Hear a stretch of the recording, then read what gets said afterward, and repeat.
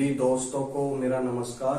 अपने जो सेट चल रहे थे वो एसएससी एमटीएस के 1000 क्वेश्चन सीरीज चल रही थी, जिसके अंदर लगभग 56 के आसपास हो गए हैं और आज 57 से स्टार्ट करते हैं। देखिए पहला क्वेश्चन, दो संख्याओं का महत्व समावर्त 5 है, यानी दो संख्याओं का जो एचसीएफ है वो 5 है, ठीक है। और लघुत्तम समावर्त 120 है। जो एलसीएम है भैया वो अपने पास 120 है। आई बात समझ में। यदि दोनों संख्याओं का योग, भाई संख्या मान लेते हैं ए और बी, है ना, उनका योग अपने को दे रखा है 55, तो इनके वित्तीय, तो क्या करें, इनके वित्तीय कर्मों का योग ज्ञात कीजिए। वित्तीय कर्म क्या होते हैं, जैसे ए है तो ए को 1/a और बी को 1/b, इनका योग ज्ञात करना है। क्या लोगे, सबसे पहले एलसीएम लोगे और ये ऊपर चला जाएगा, ये नीचे, अपन को इसका मान ज्ञात करना है। a+b/a/b, ठीक है। सबसे पहले आपको पता है दो संख्याओं का इंटू दो संख्याओं का मल्टीप्लाई उसके एलसीएम और एचसीएफ के मल्टीप्लाई के इक्वल होता है, ठीक है। जैसे मान लेते हैं संख्या मैंने मान ली 3 और 6, इनका एचसीएफ कितना आएगा भाई 3 और एलसीएम कितना आएगा 6 आएगा। दो संख्याओं का मल्टीप्लाई उनके एचसीएफ और एलसीएम के इक्वल होगा कि नहीं होगा, बोलोगे सर बिल्कुल होगा। आई बात समझ में आ गई। 18 और ये भी 18, बात समझ में आ गई। तो आप देखिए पहली संख्या क्या मान ली अपन ने, ए, दूसरी बी, एचसीएफ एलसीएम कितना 120 और एचसीएफ कितना है 5, ठीक है। देखिए भाई पहली संख्या ए है, दूसरी बी है, एलसीएम कितना है 120 और एचसीएफ 5, तो भैया इनका मल्टीप्लाई किया तो कितना आ गया 600, यानी एक चीज अपने पास आ गई 600। और a+b अपने को क्वेश्चन में गिवन है 55। 5 से काटोगे 11 बार, 5 से काटोगे 120 बार, 11/120, ऑप्शन नंबर सी बी, है ना। आगे बढ़ करना है 0.6 का, यानी 1 आ गया, 1 का 0.6 से इंटू किया तो सेम वही नंबर आ गया 0.6। फिर जोड़ का साइन है, दोनों को 0.5 को 0.5 से अगर अपन ने डिवाइड किया तो वही आ गया, इसका इंटू इससे किया तो वही आ गया। आई बात समझ में। ये कितना आ गया भैया, ये देखिए, इसका इससे इंटू किया 0.3, फिर प्लस का साइन, फिर 0.3, इन दोनों को जोड़ोगे 1.1, इनको जोड़ोगे 0.6, पॉइंट से पॉइंट कैंसिल, क्या आ गया उत्तर 11/6, ऑप्शन नंबर बी। देखिए भैया क्वेश्चन नंबर 59, देखिए बीच में ऑफ है, ऑफ को अगर बोल सकते हैं मल्टीप्लाई, है ना। इसको काटते हैं, 3 एकम 3, 3 चौक 12, ऊपर कितना बच गया 5, नीचे कितना बच गया 7 चौक 28, माइनस के 1/2, ठीक है। क्या करते हैं, इसको 28 बनाने के लिए 14 का ऊपर इंटू 14 का नीचे, 28 आ गया नीचे, बेस इक्वल हो गया 14 में से 5 गए माइनस के 9, बोलो हाँ या ना। आगे बात समझ में आ गई तो आगे बढ़ते हैं भाई। इसका क्या, आगे बात समझ में आ गई तो आगे बढ़ते हैं भाई। इसका क्या करेंगे, इधर काटेंगे 2 बार, 2 एकम 2, इधर कितना आ गया 11/12 माइनस 2/5, एलसीएम लिया भैया इन दोनों का 60, भाग दिया 5 बार, यानी ऊपर कितना आ गया 55, 12 में 60 का भाग दिया 5 आया, इंटू कर दिया, ये कितना 12 बार, इंटू किया माइनस के 24, माइनस के 24 अगर होंगे तो कितना बचेगा अपने पास, 1, 55 में से 24 गाएंगे तो कितना बचेंगे 31/7, कोई दिक्कत है? नहीं है तो अभी आगे बढ़ते हैं। 6 तिया 18, 5 पंजे 25 प्लस 5/3। आई बात समझ में? आ गई। तो अब इसमें आप एक चीज कर सकते हैं भैया, ये 7 के मल्टीपल में है ना? 7 इंटू 4 है। अब ये 7 के मल्टीपल है तो आप ऑप्शन चेक कर सकते हैं कि किस एलसीएम, यानी इनका जब एलसीएम लोगे उसमें 7 तो रहेगा ही रहेगा। तो ऑप्शन देखिए, तो 7 से कौन सा नंबर डिवाइड हो रहा है? देखिए 515 में 7 का भाग देंगे, 7 7 49 बच के 2, 25 में 5 का भाग जाता नहीं है। इसमें देख लिए 28 के बाद 2 में भी नहीं जाएगा कंप्लीट। हाँ, 1 इसमें जा रहा है। अब इसमें देखिए ये कितना हो गया, 21 और 4, भैया कोई समय नहीं जा रहा, ऑप्शन बी में जा रहा है। बस ऑप्शन बी में ही 7 का भाग जा रहा है। तो ऑप्शन बी अपना बिल्कुल राइट हो गया। अब इसको सोल्व करके देखते हैं। इसका फैक्टर किया तो कितना आ गया, 3 इंटू 2 इंटू 5 इंटू 2, है ना? इसका 3। सबसे पहले 7 लेंगे, 4 इधर भी 2 बार, इधर भी, यानी 1 बार 4 लिया, 3 अपन ने 1 बार लिया, 5। ये कितना हो गया 20 और ये 21, यानी 420। तो एलसीएम आ गया। ठीक है, 420 में 28 का भाग दोगे 15 बार, तो 15 इससे इंटू किया तो कितना आ गया, माइनस के 135। इसका भाग दिया 7 बार, 7 इससे इंटू होगा तो 7 और 21 217। 3 का भाग दोगे कितनी बार जा रहा है, 140 बार इंटू 5 यानी 700। इन दोनों को जोड़ोगे 917 माइनस 135, क्या बच गया 2। 11 में से 9 गए, 7 और 1 8, और ये 8 में से 7, 782/420। 2 का भाग दिया 3, 9। हमने क्या किया था, पहले ही एलसीएम को चेक किया था, जिसमें क्या है 3 ऑप्शन कैंसिल हो गए थे, एक ही बचा था। तो आगे हमने सोल्व नहीं किया। ये तो समझाने के लिए क्या है भाई, आगे बढ़। देखिए भाई एमटीएस वालों, देखिए एक बंद बेलन के आधार का क्षेत्रफल। भाई एक बेलन के आधार का क्षेत्रफल कितना होता है? आधार क्या होता है बेलन का? बेलन का आधार एक सर्किल होता है। सर्किल का क्षेत्रफल दिया है πr² बराबर 1386। पाई का मतलब 22/7, r² काटो भाई, 22 का भाग दो, 22 का भाग दोगे तो कितनी बार जा रहा है, 22 सत्ते 154, 22 छिक 132, 6 बार 132, 6 बच गए, ये 3 बार। r² बराबर 63 इंटू 7, ये कितना आ गया 9 इंटू 7 इंटू 7, 9 का रूट ले लिया 7 और ये 3, यानी r की वैल्यू कितनी आ गई अपने पास 21। अब क्या कह रहा है, इसकी ऊंचाई भी दे रखी है, बेलन का संपूर्ण पृष्ठीय क्षेत्रफल। तो बेलन का संपूर्ण पृष्ठीय क्षेत्रफल नहीं पता तो आप यहां से भी अंदर, इस वाले भाग का कितना होता है 2πr/h। ठीक है, फिर एक नीचे वाला भाग का। और अब की बार क्या कह रहा है, ऑप्शन क्या क्या है भाई अपने पास,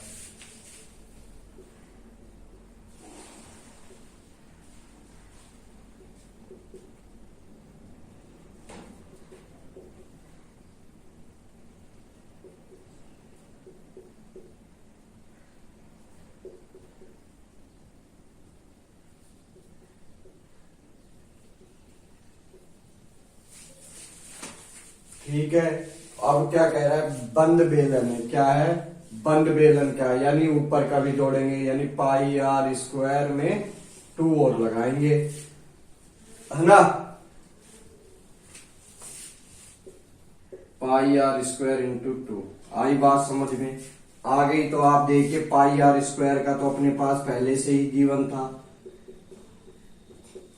आर की वैल्यू 21, ये 20 ऊंचाई, ये कितना है 13, 86 इंटू में 2।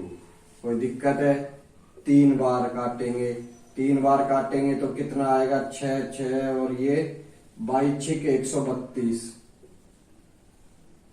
और इंटू में 20, ये कितना आ गया 4 6 2। ठीक है, 26 40 और फिर जोड़ देंगे 2 टाइम ये, यानी 13 दूनी 26 100, तो ये हो गया 80 यानी 160 और 12, है ना? यही आएगा शायद। इनको जोड़ोगे 2 2 तो भाई सब में ही आ रहा है, कोई दिक्कत नहीं है।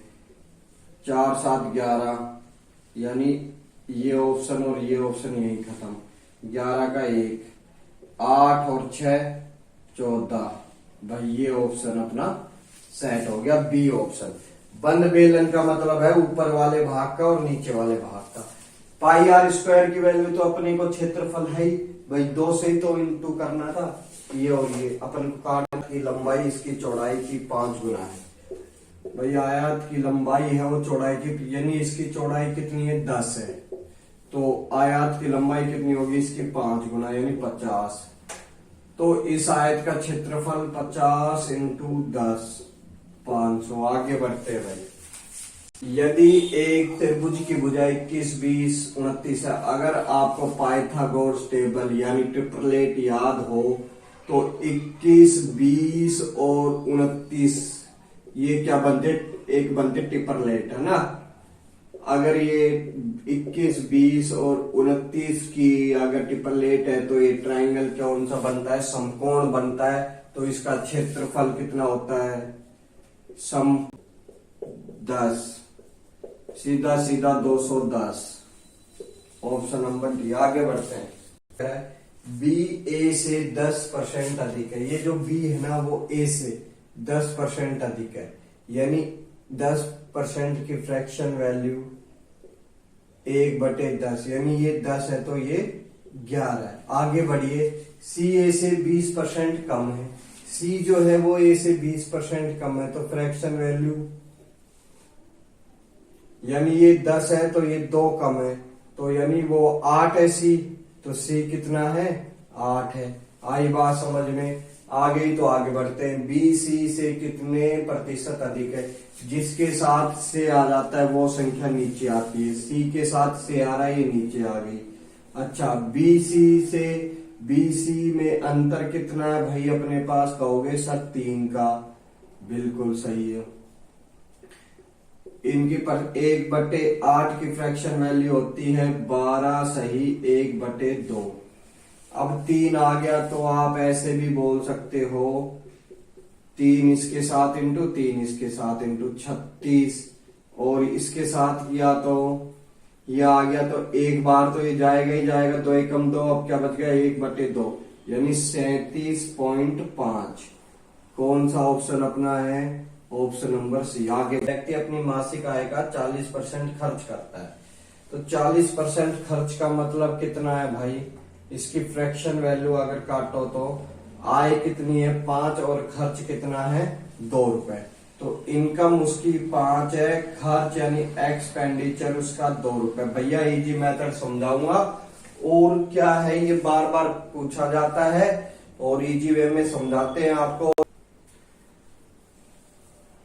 देखिए भैया इजी मेथड में समझाऊंगा और ये क्वेश्चन बार बार पूछा जाता है, और वीडियो आपको समझ में आ रही है, क्वेश्चन समझ में आ रहे हैं तो वीडियो को लाइक करें और सब्सक्राइब करें, ताकि एसएससी मेंस के जो पेपर है वो भी मैं अभी डालूं। मेरे को थोड़ा समय नहीं मिल पा रहा है, नहीं एसएससी मेंस का पूरा पेपर डालूंगा आपके 2 सेट। ठीक है। आय की 5 है, इनकम एक्सपेंडिचर 2 है, तो क्या कह रहा है, खर्च तो 2 है, इसकी सेविंग कितनी होगी 3। भैया 2 खर्च कर रहा है, 3 वो बचा रहा है, इनकम 5 है। आई बात समझ में। व्यक्ति की मासिक आय में 15% वृद्धि हो जाए। भाई वृद्धि का मतलब ये होता है कि 15%, तो इसको खाली 15 नंबर से ही इंटू किया जाएगा 15 से।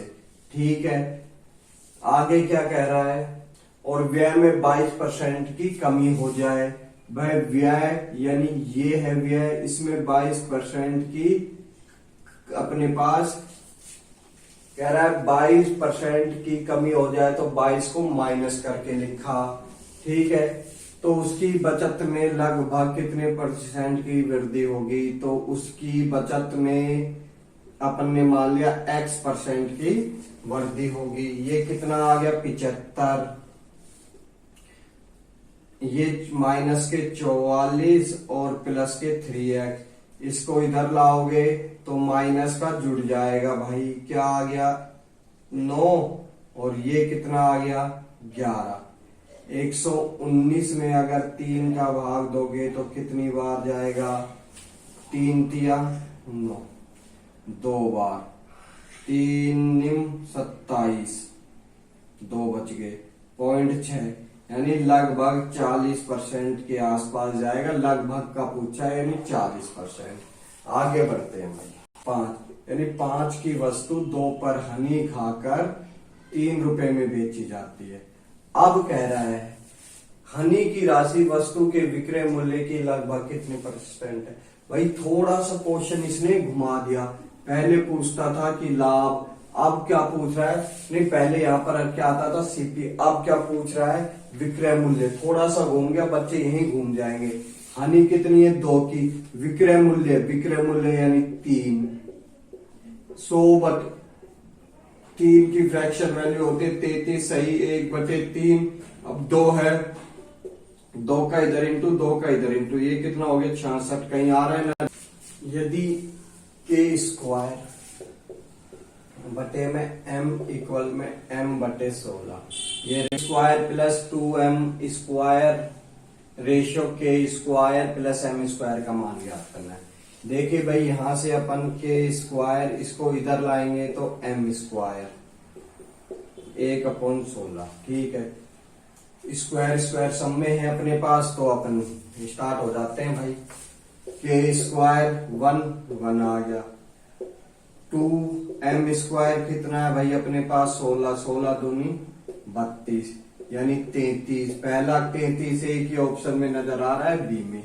आगे बढ़ लेते हैं थोड़ा सा, k² 1 कंपैरिजन और m² 16 1 17। आगे बढ़ते हैं भाई question number B. Question number 67, 6 क्रमागत विषम संख्याओं का औसत 26 है। इन संख्याओं में से सबसे बड़ी और सबसे छोटी संख्या का अंतर। देखिए बेसिक से समझिए, संख्याएं अपने पास हैं विषम, 1 3 5 7 9। भैया सब में 2 का अंतर है, बिल्कुल है ना। 1 2 3 4 5 और 6, इनका औसत कितना है, पहले औसत काटिए भाई। 4 5 9 9 7 16 16 25 25 और 11 36, 36 में 6 का भाग दिया, यानी औसत आ गया 6। यानी इन दोनों के बीच में है नहीं है, 5 यानी 3 इधर है 3 इधर है, दोनों संख्याओं के बीच में है। तो दोनों संख्याओं के बीच में यानी इधर कितना आया 5 और इधर कितना आया 7, बीच में औसत 6। तो फिर 2 माइनस किया तो 3 आ गया, 3 माइनस किया, 3 में से 2 माइनस किया तो 1 आ गया। इसी प्रकार 6 संख्याएं 1 2 3 4 5 6, 26 का है इनके बीच में, इधर कितना है 25 और इधर कितना है 27। 2 माइनस किया तो कितना आया 23, 2 माइनस किया तो कितना आया 21, इधर कितना आएगा 29 और इधर कितना आएगा 31। जोड़ देंगे क्योंकि वो आगे जा रहे। दोनों संख्याओं का अंतर पूछा भाई, अंतर कितना है 31 और 21 में, 21 और 31 में अंतर है 10 का।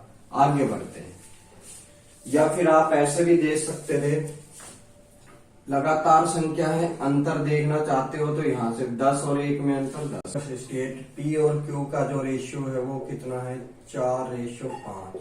अब P और R का रेशियो 2 है, तो P यहाँ 4 है, तो इसको भी 2 से इंटू किया और इसको भी 2 से इंटू किया, ये 4:6 आ गया। R कितना आ गया? 6 आ गया। अब पूछ क्या रहा है? अब पूछ रहा है अपने पास सबसे पहले है 3P, तो 3 इसके साथ इंटू 12 और Q के साथ 4 20, अब R के साथ 5 30, काटोगे 10, काटोगे 6 10 15, 2 से काटा, ऑप्शन नंबर 1। आगे बढ़ते हैं। नंबर, रोहित ने कुल 480 में 12 केजी संतरे खरीदे। 480 रुपए में 12 केजी संतरे खरीद लिए। ठीक है, आगे बढ़ते हैं। और 30 रुपए प्रति केजी की दर से 18 केजी खरीदे 30 रुपए प्रति केजी की दर से, तो टोटल कितना आएगा? 18 चौक 54, 540 में खरीद लिए 18 किलो संतरे। ठीक है, तो रोहित द्वारा खरीदे गए फलों का औसत ज्ञात करना है। भाई टोटल 20 31 किलो फल हैं, ये कितना? 90 और 100 नहीं, 900 और 100 1020, तो औसत ज्ञात होगा 36 102। आगे, साधारण ब्याज पर एक राशि 8 वर्ष में स्वयं की दोगुनी हो जाती। पहली कंडीशन दे रखा है कि 8 वर्षों में स्वयं की दोगुनी हो जाती है। और चक्रवर्ती ब्याज पर यदि ब्याज वार्षिक रूप से चक्रवर्ती हो तो राशि 2 वर्षों में स्वयं की 4 गुनी। दूसरी में क्या होता है? कंपाउंड इंटरेस्ट पर अपने की 4 गुनी हो जाती है 2 वर्षों में। ठीक है, तो प्रस्ताविक साधारण ब्याज और चक्रवर्ती ब्याज की दरों का अनुपात देखिए भाई, ये कितनी होगी? 2 गुनी। यही तो होता है PRT बराबर SI। राशि कितनी थी? 1। ठीक है, और R नहीं पता, समय 8 बटे में 100, और ये 1 आ गया 100 बटे 8। 100 बटे 8 की फ्रैक्शन वैल्यू SI की अपने पास दर आ गई है 100 बटे 8। ठीक है, आप निकालते हैं CI की दर, कंपाउंड इंटरेस्ट की दर। कैसे आएगी भाई कंपाउंड इंटरेस्ट की दर? कंपाउंड इंटरेस्ट की दर, ये अगर 2 वर्ष है तो इनका रूट में ले लेते हैं अपन, रूट में ये 1 और ये 2, तो कहां पहुंच गई भाई? 1 से 2 पहुंच गई 1 बटे 2। कोई दिक्कत है? 1 से 2 पहुंच गई राशि, तो यानी ये तो 2 साल की है ना? 2 वर्ष में क्या होती है? 1 से 2 वर्ष में क्या होती है? 1 से 4 गुनी हो जाती है। तो 1 वर्ष में क्या होगी? ये रूट में लेंगे, इसका बेसिक से समझाएंगे भाई। ये 1 साल की हो गई, यानी 1 से 2 हो जाती है। ये मूलधन है, ये मिश्र धन है। ब्याज कितना? 1 का, तो क्या आएगा? 1 बटे 1 यानी 100। कंपाउंड इंटरेस्ट की दर कितनी थी? 100%, और ये 100 बटे 8%। परसेंट से परसेंट, 100 से 100, यहाँ 1 बच गया, ये 8 उधर जाएगा, इंटू में जाएगा, तो कितना आ जाए? 1 बटे 8। आगे बढ़ते हैं। स्क्वायर आता भाई, 3 साल का आता तो इनकी क्यूब हो जाती, क्यूब रूट हो जाते हैं ना। 3 साल का आता तो आई बात समझ में। आगे बढ़ते हैं। देखिए भाई 72 नंबर, रणवीर ने एक कार क्रय मूल्य पर 50% छूट में एक कार खरीदी। देखिए भाई 50% छूट का मतलब क्या है कि ये जो सीपी, तो छूट पर यदि छूट 60% कम होती तो उसे 1 लाख रुपए कम भुगतान करना पड़ता। तो कार का क्रय मूल्य ज्ञात कीजिए। भाई ये जो व्यक्ति है ना, ये पूछ रहा है रणवीर ने कार कितने रुपए में खरीदी, यानी उसके लिए सीपी। ये तो है रणवीर का सीपी, और ये जो अपना सीपी है ना, ये जो क्रय मूल्य जहां से कार खरीदी गई, यानी शोरूम का। कहां का सीपी है? शोरूम का। ठीक है, तो ये एमआरपी का काम करेगा रणवीर के लिए, रणवीर के लिए एमआरपी का काम होगा। ये क्या है, सीपी है शोरूम का, तो रणवीर के लिए एमआरपी का 50% कम में खरीदता, मान लो सीपी 100 है, 100% 50% है। अगर 50% छूट में अगर वो ले रहा है ना, सीपी मान लिया 100%, अगर वो 50% छूट पे लेता और 60% छूट पे लेता तो 1 लाख कम का भुगतान होता, यानी 10% की वैल्यू 1 लाख रुपए आई कि नहीं आई। तो 100% की वैल्यू अपन से पूछ रहा है, यानी कार का क्रय मूल्य, तो 1 जीरो और बढ़ा दो तो कितनी हो गई, 10 लाख रुपए। बोलो हाँ या ना, बोलो।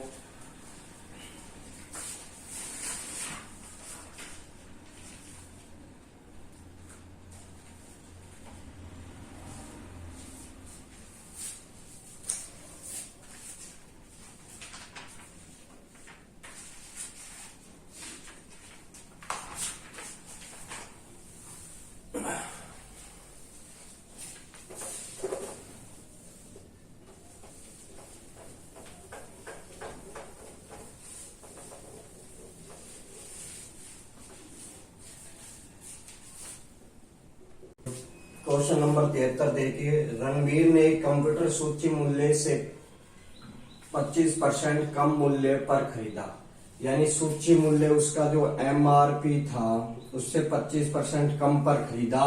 तो इसका मतलब ये इसके लिए सीपी आ गए 25% कम की, 25 की फ्रैक्शन वैल्यू 1/4, यानी 4 की चीज इसने 3 रुपए में ले ली और उसने अपने पड़ोसी को अपने क्रय मूल्य के 40% लाभ पर बेच दिया, यानी अपना जो पड़ोसी है उसको 40% लाभ पर बेच दिया, यानी एसपी कितना आ गया भैया, 40 की फ्रैक्शन वैल्यू 2/5, यानी लाभ के साथ बेचा, यानी 5 की चीज 7 में बेच दी। तो ये कितना आ गया, 20, 15 और ये 21। ये इनका एमआरपी, सीपी और एसपी का रेशियो आ गया। अब बढ़ते हैं आगे। तो कंप्यूटर के सूची मूल्य पर रणवीर द्वारा अपरिवर्तित प्रतिशत लाभ ज्ञात कीजिए। भाई कंप्यूटर के सूची मूल्य पर रणवीर द्वारा अपरिवर्तित प्रतिशत लाभ ज्ञात कीजिए। अगर मान लो वो सीपी पर ना बेचकर सूची मूल्य पर बेचता तो उसका लाभ का परसेंट, तो 20 की चीज 21 में बेचता तो 1 रुपए का लाभ होता, किस पे होता, 20 रुपए पर, यानी 5% का लाभ होता उसको। ऑप्शन नंबर डी ठीक है भाई।